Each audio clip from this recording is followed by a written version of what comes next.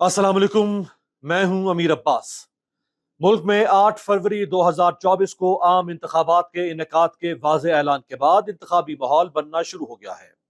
मुस्लिम league नून के कायद मियां नवाज शरीफ ने आइंदा हफ्ते से बाकायदा सियासी सरगर्मियां शुरू करने का फैसला किया है, जबकि आसिफ अली जरदारी भी बिलावल को इंतखाबी मुहिम के आगाज का इंदिया दे चुके हैं।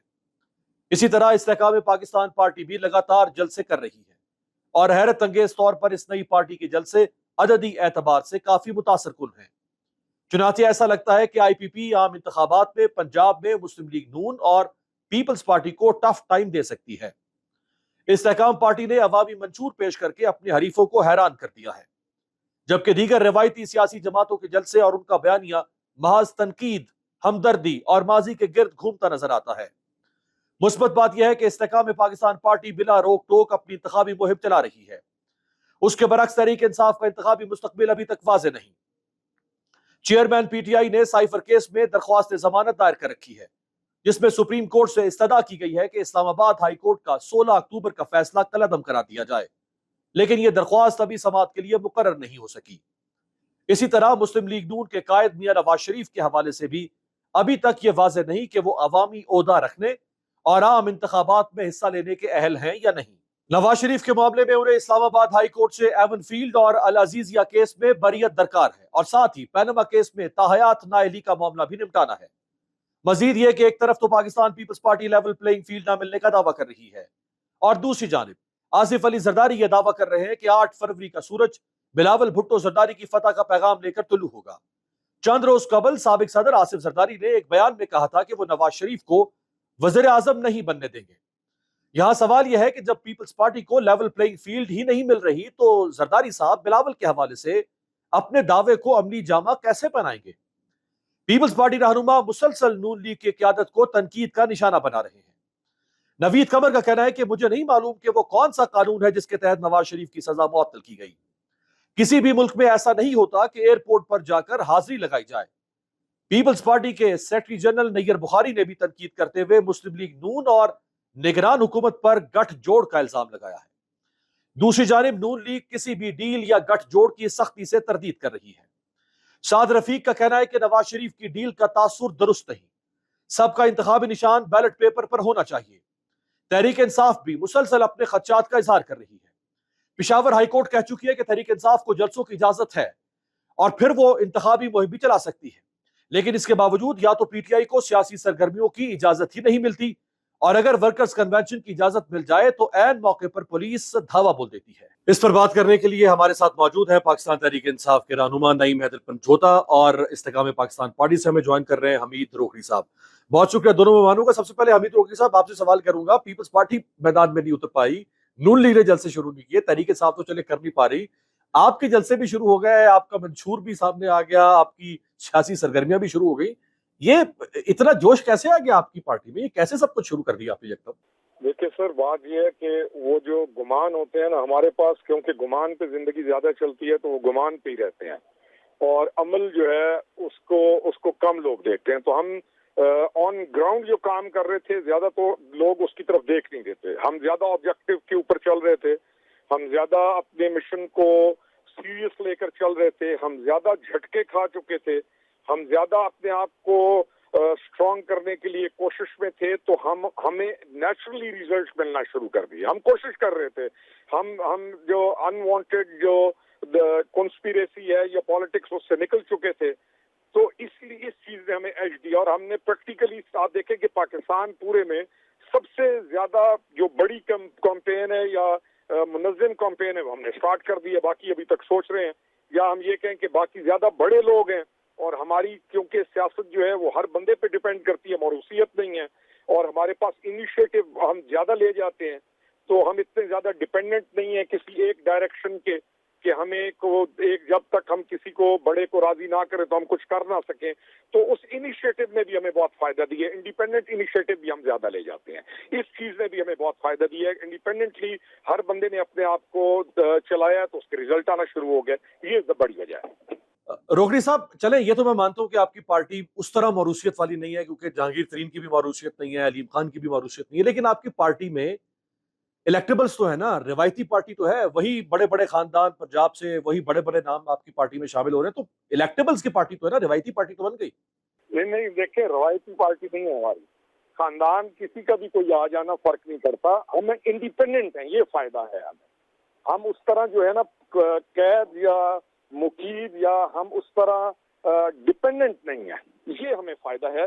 अब किसी भी फैमिली से कोई आ जाए, लेकिन अगर वो डिपेंडेंट हो जाएगा और वो अपने आप के ऊपर स्टैंड ना लेके काम कर सके तो कोई भी होगा नहीं कर सकेगा। हमें ये बहुत बड़ा एडवांटेज है कि हम हर बंदा अपनी जगह पे स्ट्रगल करता है, तो किसी अच्छी पॉलिटिकल पुराने सिस्टम से कोई आए या कोई नया हो, इससे फर्क नहीं पड़ता। हमें जो एज जा रहा है वो है हमारी डिसेंट्रलाइजेशन का, कि हम हर बंदा अपनी जगह पर पोजीशन ले लेते हैं, ये फायदा है। जी सर। परजोधा साहब, आपकी तरफ आना चाहूंगा। नून लीग अभी खुद कैंपेन शुरू नहीं कर पाई, पीपल्स पार्टी खुद शुरू नहीं कर पाई, आईपीपी ने शुरू कर दी। आप किस बात का इंतजार कर रहे हैं? आपको किस बात की रुकावट है? क्यों नहीं मैदान में उतर रही पीटीआई? कैंपेन, सियासी सरगर्मियां क्यों नहीं हो पा रही शुरू? बहुत शुक्रिया बड़ नवाज जी। बात यह है कि पाकिस्तान तहरीक इंसाफ जो है मुकम्मल तौर पर तैयार है। हर जगह पर कैंडिडेट्स जो हैं उनकी बकाया तौर पर लिस्टें बनाई गई हैं, 3-3, 4-4, 5-5, 6-6 नाम रिजर्व भी रखे गए हैं। और इशू ये आ रहा है, मिसाल के तौर पर जी हम दरख्वास्त देते हैं, अब 100 से ज़्यादा दरख्वास्तें तो मुख्तलिफ जगहों पर दे दी और आगे से इनकार ही किया गया। 1-2 जगहों पर अगर इजाज़त मिली तो पहले इजाज़त इसलिए दी गई कि देखते हैं कि वर्कर्स कितने आते हैं, तो लोगों के घर जो है लोगों के जो घरों में भी धावे बोले गए और जो जलसा जो है उसके ऊपर भी धावा बोला गया। इसकी वाज़ेह मिसाल जो है लाहौर में आप देख लें कि अफजाल अजीम पहाड़ साहब जो हैं हमारे वकील हैं और उन्होंने दरख्वास्त दी थी, तो उनके घर भी दावा बोल दिया गया कि आपने दरख्वास्त क्यों दी, और जो जलसा था उसके ऊपर भी इसी तरह से क्रैकडाउन किया गया, लोगों को गिरफ्तार भी किया गया। कल हमने देखा कि बकाया तौर पर मनसेरा में कुर्सियां उठाकर ले जा रहे हैं। एक तरफ वही पुलिस है जो बकाया तौर पर कुर्सियां लगा रही है, प्रोटोकॉल दे रही है, चाहे वो इस्तेकाम पार्टी हो, चाहे वो परवेज खटक वाली पार्टी हो, या चाहे को वो PMLN हो या कोई भी और जमात हो। लेकिन ये सलूक जो है रियासत का दो तरफा, वो सिर्फ और सिर्फ PTI के साथ है। परजोधा साहब, ये फरमाएगा कि क्या आपने उम्मीदवारों से दरख्वास्तें तलब कर ली हैं ताकि फाइनल तो हो सके ना कि किस हलके में आपका कौन सा उम्मीदवार है, और जो लोग अप्लाई करेंगे उनकी हतमी फहरिस्त कौन तैयार करेगा, उनको अप्रूव कौन करेगा? पार्टी के चेयरमैन तो जेल में पड़े हुए हैं, ये इख्तियार किसके पास है कि किस हलके में किसको उम्मीदवार बनाया जाएगा हतमी तौर पर? देखें, पंजाब के हवाले से जो टिकट्स थी वो इमरान खान साहब अपनी मौजूदगी में खुद जो है वो डिसाइड कर गए थे, और उसके साथ साथ इसी तरह से KP वाला सिलसिला जो है वो भी खान साहब ने अपना सारा किया हुआ था। उसके साथ साथ जो MNAs के टिकट्स वगैरह थे उस वक्त ये भी डिटेल में डिस्कस हो चुका था खान साहब के साथ कि MPAs हम ये ले रहे हैं और इसके ऊपर MNAs ये होंगे। लेकिन जिन लोगों ने पाकिस्तान तहरीक इंसाफ को छोड़ा वहाँ पर डेफिनेटली फिर नए लोग लाने हैं, और इसी तरह वफाक में भी जो सीटें खाली हैं, जो इधर उधर ज़बरदस्ती वफादारियाँ चेंज करवाई गई, उन जगहों के ऊपर भी पाकिस्तान तहरीक इंसाफ की जो है कोर कमेटी उन्होंने बकाया तौर पर अपने अपने रीजनल जो सदूर हैं, जो सदर हैं ज़िलों के, उनसे जनरल सेक्रेटरीज हैं, उनसे लिस्टें मंगवाई हैं और उसके ऊपर वो मशावरत कर रहे हैं, और फिर जो फाइनल चीज़ है वो खान साहब के सामने रखी जाएगी कि इस तरह से हमने ये सारा किया है। उसके अंदर फिर खान साहब को बताया जाएगा और खान साहब जो है वो उसके ऊपर एंडोर्स करेंगे और फिर उस हिसाब से टिकट्स तकसीम होंगे। जी रोकनी साहब, ये फरमाए कि सियासतदान में तो स्पोर्ट्समैन स्पिरिट होती है ना, वो दूसरों को स्पेस देता है अपने मुखालिफ को। ये कैसी स्पोर्ट्समैन स्पिरिट है आईपीपी में, नून लीग में या पीपल्स पार्टी में कि आपकी मुखालिफ जमात PTI उसको खुल के सियासत करने का मौका ना मिले, उसको खुल के इलेक्शन लड़ने का मौका ना मिले, जलसा करने का मौका ना मिले, कैंपेन करने का मौका ना मिले? ये कैसी स्पोर्ट्समैन स्पिरिट का मुजाहरा करेंगे आप तीनों? देखिए, बात यह है कि ये इशू हमारा नहीं है सर, और ये इसके सबसे बड़े सफर इस चीज के हम हैं। IPP मुस्लिम लीग नून से तो निकली नहीं है, ना IPP पीपल्स पार्टी से निकली है। IPP के वजूद में आने की जो वजह है वो है ही यही कि ऐसे रास्ते के ऊपर चल पड़ी वो पार्टी जिसके अंदर हम थे कि कोलेटरल डैमेज हो गया एक क्रिटिकल थ्रेशोल्ड के बाद, यानी सफर तो हम हैं। यानी IPP कोई किसी IPP का वजूद बना क्यों? अगर मामला ठीक चल रहे होते या हम एक प्रोग्रेसिव पॉलिटिकल पार्टी के ऊपर की तरह चल रहे होते तो क्या IPP का वजूद आता? آپ ایک پولیٹیکل پروگریسو ڈیموکریٹک موومنٹ شروع کرتے ہیں, آپ اس چیز کو لے کر چلتے ہیں اور ایک معاملہ ڈیریل ہو جاتا ہے, ایک سسٹم جو ہے اس کے اگینسٹ ایک موومنٹ شروع ہو جاتی ہے, تو وہ تمام لوگ جو اصل پالیٹیشنز ہیں, جو پالیٹیشنز ہوتے ہیں, جو ہم لوگ ہیں, ہم کہاں جائیں گے؟ مجھے آپ یہ بتائیں. ہم جن کی زندگیاں پالیٹکس کرتے ہوئے یا ایک مشن کو لے کر چلے, یا ایک تبدیلی کے خواب کو لے کر چلے, یا ایک آبجیکٹو کو لے کر چلے, ہم کہاں جائیں گے؟ اب ہوا کیا, اس تمام واقعات کے بعد سب سے زیادہ نقصان تو ہمارا اور ہمارے بھائیوں کا ہوا ہے جو کہ کسی کاز کے لیے ایک پارٹی میں تھے. اب چلی گئی یہ پارٹی کہ اب میں کرٹیسائز نہیں کرنا چاہتا, لیکن ہمارے مقابلے میں اگر کوئی پارٹی کا بیٹھ کے بات کر رہا ہوتا ہے تو ہم حیران ہوتے ہیں اور خاموش بھی بیٹھے ہوتے ہیں کہ اب کیا کہیں کہ کون سا آدمی کس کو کس جگہ پر ریپرزینٹ کر رہا. آپ ان تمام چیزوں کو سوچیے نا, سب سے بڑا ڈیمیج تو ہمیں ہے. ہم اس ڈیمیج کو کنٹرول ابھی تک نہیں کر رہے, تو ہم ان کے جس جگہ پر جو دوسرے کھڑے ہیں وہ کون ذمہ دار ہے ساری چیز کا؟ کیا ہم ذمہ دار ہیں؟ ہم تو وہ لوگ تھے جو اس چیز کو بچانے کے لیے کہ ہم اس طرف نہ جائیں, ہم ایک مشن لے کر چلے تھے. ہم نے اپنا نیکسٹ جنریشن کے لیے سوچنا تھا, ہم ریفارمز کا سوچ کر چلے تھے, ہم پاکستان کو اپ گریڈ کرنے کے لیے چلے تھے. ہم اس لیے تو نہیں چلے تھے کہ ہم فرکشن کی یا اینٹی اسٹیٹ پالیسی کی طرف جا کر اپنے آپ کو اس جگہ پر لے جائیں کہ جہاں پر ملک کے لیے مسائل پیدا ہو جائیں. تو ہم اس وقت آپ یہ سوچئے کہ ہم کہاں سے نکل کر کیسے سسٹین کر رہے ہیں, اس پر تو آپ ہمیں اپریشیٹ کیجئے. جی سر. جی پنجوتا صاحب, ذرا جواب دے دیں آخر میں حمید روکری صاحب کا کہ نقصان تو ان لوگوں کا ہوا ان کے بقول جو پی ٹی آئی میں تھے, سال ہر سال رہے, اپنی لائلٹیز پی ٹی آئی کے ساتھ رکھی, زندگی کا ایک بڑا عرصہ پی ٹی آئی کو دیا, لیکن پی ٹی آئی کے فیصلوں کی وجہ سے وہ اس قابل ہی نہیں رہے کہ وہ پی ٹی آئی کے ساتھ رہتے, اور نکل جانے کے بعد وہ در بدر تو ہو نہیں سکتے تھے, لہٰذا انہوں نے آئی پی پی تخلیق کی, آئی پی پی میں شامل ہو گئے. تو قصوروار بقول ان کے پی ٹی آئی ہے ان لوگوں کے چھوڑنے کی. دیکھیں بات یہ ہے کہ انہوں نے تو روکری صاحب نے تو خود چھوڑی ہوگی. اب فرق حبیب ہوں یا اسی طرح کے اور لیڈر جن کی پریس کانفرنس کروائی گئیں, تو کیا انہوں نے بھی خود چھوڑی یا ان سے زبردستی پریس کانفرنس کروائی گئیں اور پھر یہ کہا گیا کہ آپ دودھ کے دھلے ہوئے ہو گئے؟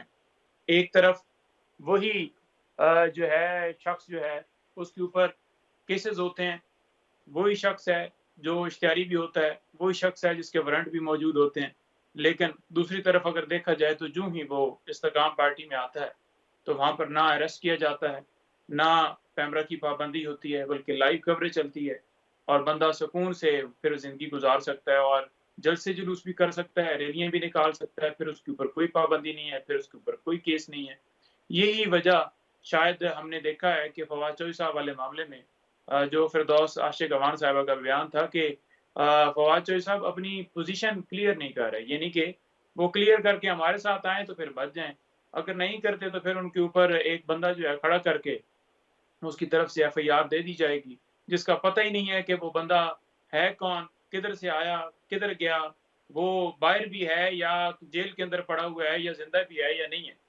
تو ایک اس طرح کے بوگس اور جھوٹے کیسز بنا کر لوگوں کی وفاداریاں یا ان سے پریس کانفرنس کروا کر انہیں مار پیٹ کے, تو پھر وہ کون سی پارٹی جو ہے وہ اس کی مجبوری بن گئی ہے کہ وہ اس کا بڑا آنا تھا اور وہ استحکام کا نعرہ لے کے نکلی ہے. مجھے تو یہ سمجھ نہیں آ رہی کہ عمران خان صاحب کی جب تھی تو بہترین معیشت تھی, بہترین ملک جا رہا تھا, 3.5 سال کے بعد ایسا کیا ان کو خیال آ گیا, کیا جو 16 مہینے پھر گزرے ہیں اس میں ملک جو ہے وہ صحیح راستے پر چلا گیا, کیا مہنگائی کنٹرول ہوگی, یا آپ یہ دیکھ لیں کہ اس وقت کیا صورتحال تھی باقی چیزوں کی, مہنگائی کی, اور جو 16 مہینوں میں حشر ہوا ہے, ٹھیک ہے, وہ پاکستان تحریک انصاف کو عمران خان صاحب کو ہٹا کے وہ بہتری ہوئی ہے.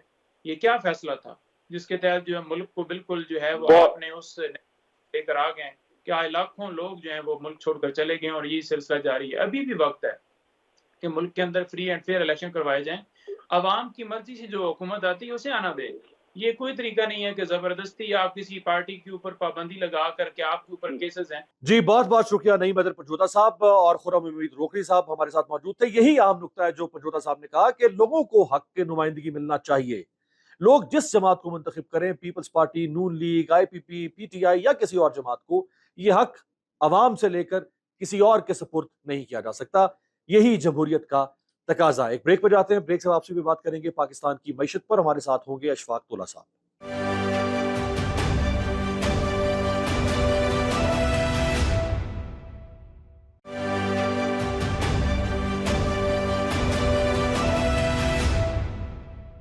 ब्रेक के बाद खुश आमदेद। पाकिस्तान गैर मुल्की कर्जों के बोझ तले दबता चला जा रहा है और इन कर्जों से निजात का कोई वाज़ेह रास्ता नजर नहीं आ रहा। इसका नतीजा यह है कि मुल्क में महंगाई की शरह में नाकाबिले बर्दाश्त हद तक इजाफा हो चुका है। दुनिया का कोई भी मुल्क मुकामी पैदावार और सरमायाकारी में इजाफे के बगैर तरक्की की सीढ़ी नहीं चढ़ सकता। बदकिस्मती से पाकिस्तान में ये दोनों ही शोबे सुस्त रवि का शिकार हैं। यहाँ सवाल यह है कि कर्जों के पहाड़ से निजात के लिए रियासत की पॉलिसी क्या होनी चाहिए। क्या पाकिस्तान में मईशत में बेहतरी तकनीकी से ज्यादा सियासी मसला है? क्या सियासी अदम इस्तेहकाम मुआशी गिरावट की वजह से है?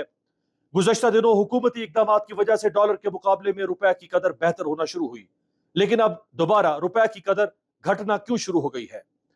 PIA और स्टील मिल्स जैसे खसारे में चलने वाले इदारों के हवाले से रियासत की पॉलिसी क्या होनी चाहिए? पेट्रोल की कीमत में कमी लेकिन गैस की कीमत में 172% से जायद इजाफा, क्या इस बात का मजर नहीं कि हुकूमत की मुआशी पॉलिसियां कंफ्यूजन का शिकार हैं? याद रहे कि IMF का मिशन रवां बरस जुलाई में तय पाने वाला $3 अरब कर्ज प्रोग्राम के तहत तयन किए गए अहदाफ के जायजे के लिए पाकिस्तान के दौरे पर है। वजारत खजाना जराए के मुताबिक IMF को सरकारी इदारों के नुकसानात पर मबनी इब्तदाई रिपोर्ट पेश की गई है, मगर IMF ने पुराने आदाद शुमार के बजाय नई रिपोर्ट का तकाजा कर दिया है। इसी तरह IMF ने पाकिस्तान से मुज़ाकरात के दौरान आइंदा 10 माह का टैक्स प्लान भी तलब कर लिया है।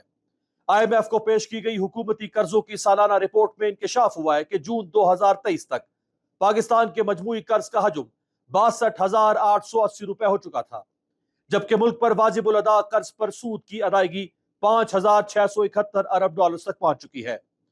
रिपोर्ट में यह बात भी सामने आई है कि PDM के दौरे हुकूमत 30 जून 2022 से 30 जून 2023 तक मुल्क के मजमूई कर्जों के बोझ में 13,638 अरब रुपए का इजाफा हुआ था।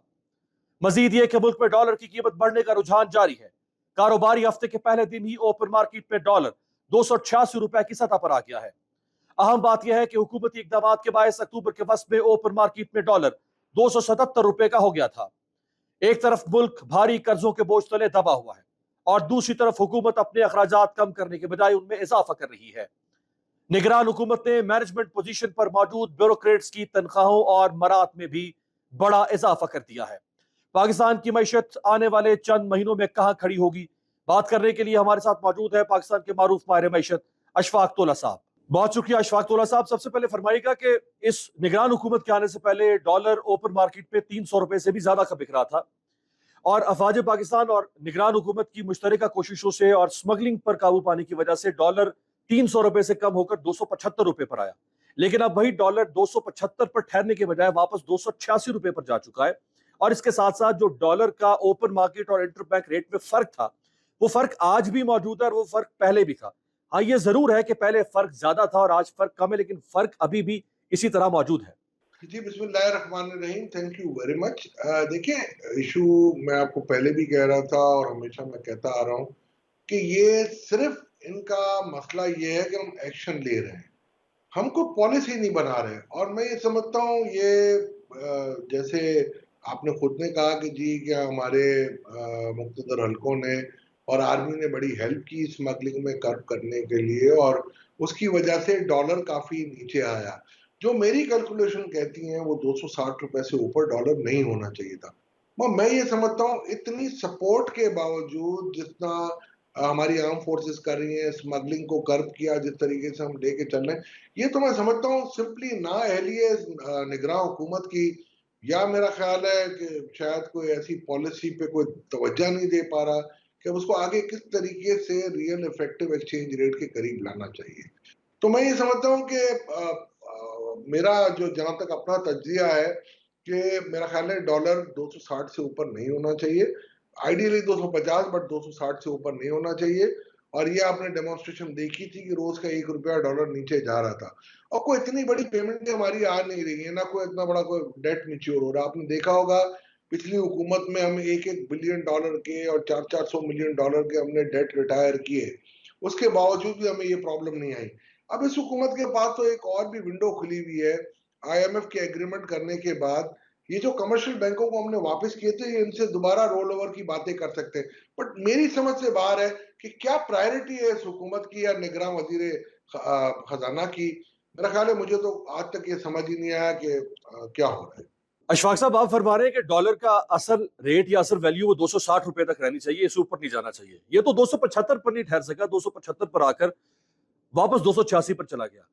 اتنے سخت اقدامات کے باوجود اگر نگران حکومت جو کہ سخت فیصلے کر سکتی ہے وہ ڈالر کو 275 پر نہیں رکھ سکی یا 260 پر نہیں لا سکی, تو چند مہینوں کے بعد جب ملک میں منتخب حکومت ہوگی جو کہ کمپرومائز نہیں کر سکتی سیاسی وجوہات کی وجہ سے, تو وہ تو ڈالر کو پھر 300 پر واپس جانے سے نہیں روک پائے گی. اگر نگران حکومت 275 سے 286 پر جانے پر نہیں روک سکی تو منتخب حکومت تو 300 پر جانے پر بھی نہیں روک سکے گی ڈالر کو.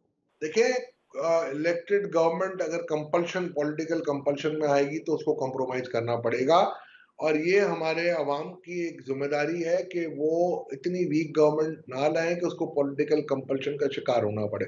آپ بالکل درست کہہ رہے ہیں.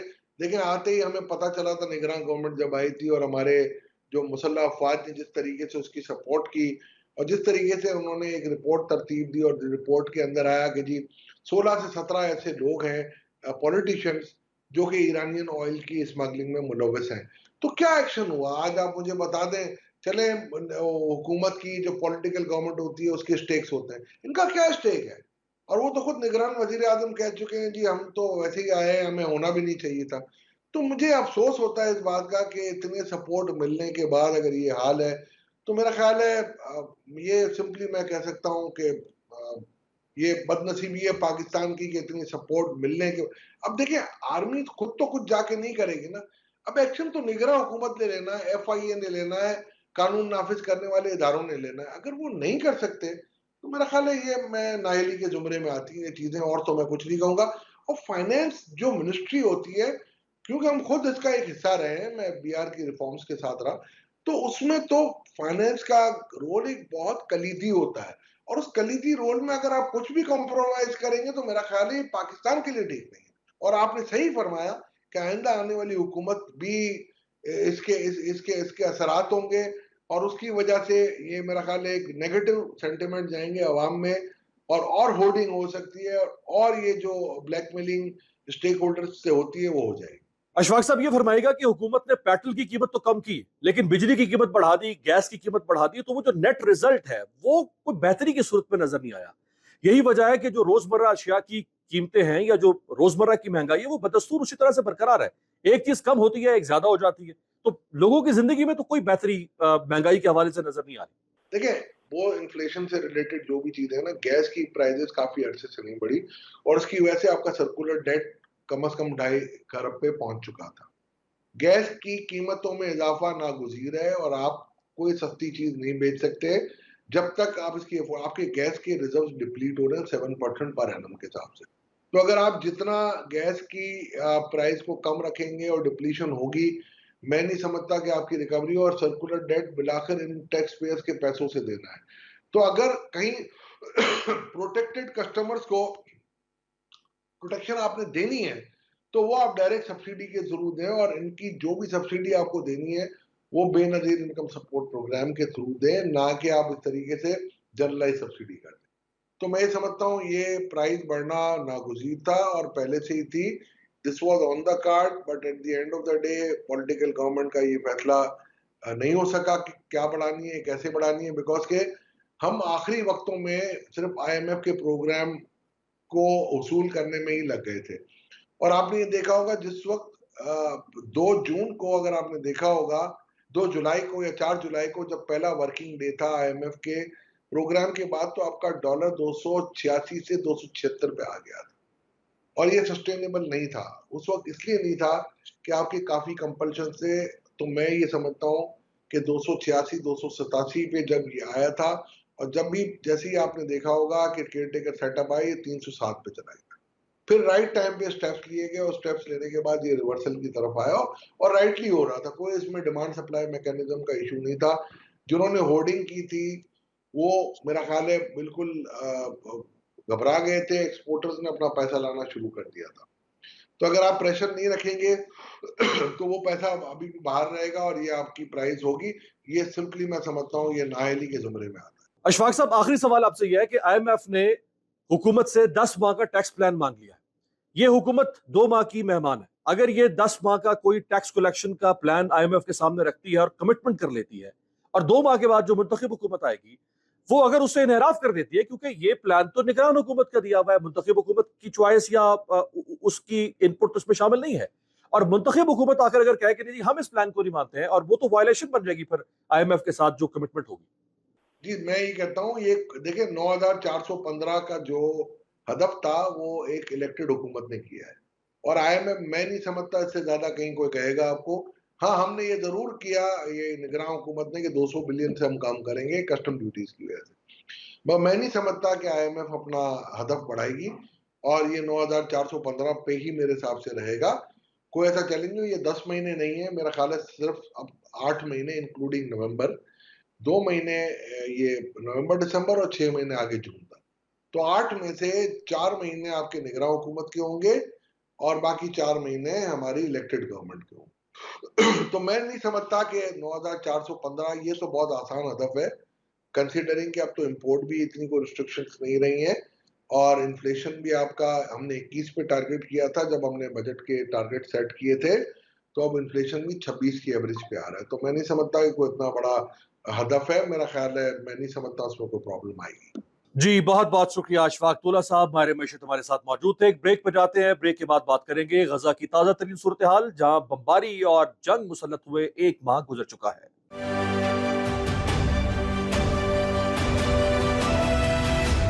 بریک کے بعد خوش آمدید۔ غزہ میں اسرائیلی جارحیت کو 1 ماہ مکمل ہو چکا ہے۔ صہیونی فوج اب تک 10,000 سے زائد فلسطینیوں کو شہید کر چکی ہے، جن میں 5,000 سے زائد معصوم بچے بھی شامل ہیں۔ غزہ میں تباہی کے حوالے سے سوشل میڈیا پر روح تڑپا دینے والی ویڈیو سامنے آ رہی ہیں۔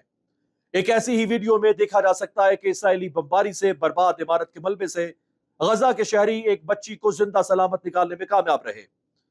ملبے کے نیچے سے نکالے جانے کے بعد بچی کو اپنے زندہ ہونے کا یقین نہیں آیا، اور وہ سوال کر رہی ہے کہ انکل کیا آپ مجھے قبرستان لے جا رہے ہیں؟ اس پر ایک شخص اس بچی کا حوصلہ دلاتے ہوئے کہتا ہے، نہیں تم تو چاند جیسی ہو۔ غزہ کی پوری پٹی ملیا میٹ ہو چکی ہے۔ اسرائیلی فضائیہ مہاجرین کے کیمپس، اسپتال اور سکولوں تک کو بمباری کا نشانہ بنا رہی ہے۔ دوسری جانب اسرائیلی محاصرے کی وجہ سے غزہ کی 23 لاکھ آبادی کے لیے نہ کھانا، نہ پانی، نہ ایندھن اور نہ ہی بجلی دستیاب ہے۔ وہاں حالات ہر دن پہلے سے بدتر ہوتے جا رہے ہیں۔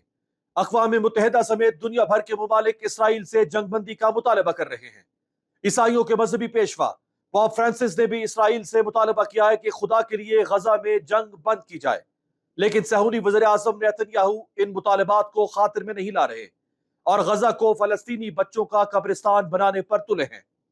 روسی صدر پیوٹن نے ایک بیان میں کہا ہے کہ پتھر دل والے لوگ ہی غزہ کی تباہی پر خاموش رہ سکتے ہیں۔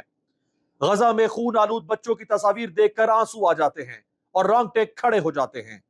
غزہ میں قتل و غارت گری کی وجہ سے دنیا بھر میں اسرائیل کے خلاف نفرت بڑھتی جا رہی ہے۔ پاکستان سمیت واشنگٹن سے لندن اور برلن تک مسلمانوں کے ساتھ عیسائی اور دیگر مذاہب کے لاکھوں افراد بھی اسرائیل کے خلاف نفرت اور غصے کا اظہار کرتے ہوئے سراپا احتجاج ہیں۔ گزشتہ روز امریکی وزیر خارجہ اینتھنی بلنکن غزہ کے حوالے سے بات چیت کے لیے ترکیہ کے دارالحکومت انقرہ پہنچے۔ احتجاج کی لہر اٹھی اور اس میں اتنا اضافہ ہوا کہ آدانا شہر میں غصے میں بپھرے مظاہرین نے امریکی فوجی اڈے پر دھاوا بول دیا۔ چند دن قبل امریکہ کی ہارورڈ یونیورسٹی میں اسرائیلی سفارتکار دانی دایان لیکچر دینے پہنچا تو طلباء نے اس کی تقریر کا بائیکاٹ کر دیا۔ غزہ میں فلسطینیوں کی نسل کشی پر احتجاج کرتے ہوئے اب تک 8 ممالک اسرائیل کا سفارتی بائیکاٹ کر چکے ہیں، جن میں بحرین، اردن، ترکیہ، ہنڈراس، کولمبیا، بولیویا، چلی اور افریقی ملک چاڈ شامل ہیں۔ امریکہ اور اسرائیل کی حامی طاقتیں غزہ میں جنگ بندی کی مخالف ہیں، جبکہ باقی پوری دنیا صرف تماشائی کا کردار نبھا رہی ہے۔ دوسری طرف صہیونی فضائیہ جنگ بندی کے بجائے جنگ کا دائرہ مزید بڑھا رہی ہے۔ اسرائیل نہ صرف مسلسل غزہ پر آگ برسا رہا ہے، بلکہ لبنان سے متصل سرحد کو بھی نشانہ بنا رہا ہے۔ اسی طرح اسرائیلی خفیہ ایجنسی موساد کے 3 جاسوس ایران اور افغانستان کے درمیان پہاڑی سلسلے میں چھپ کر ایران پر ڈرون حملے کی تیاری کر رہے تھے کہ انہیں گرفتار کر لیا گیا ہے۔ اب وقت آ گیا ہے کہ تمام مسلمان ممالک یکجا ہو کر صہیونیوں کے جنگی جنون اور جرائم کو روکنے کے لیے عملی اقدامات کریں۔ آپ سے ملاقات ہوگی کل، دیکھتے رہیے گا جمہوریت۔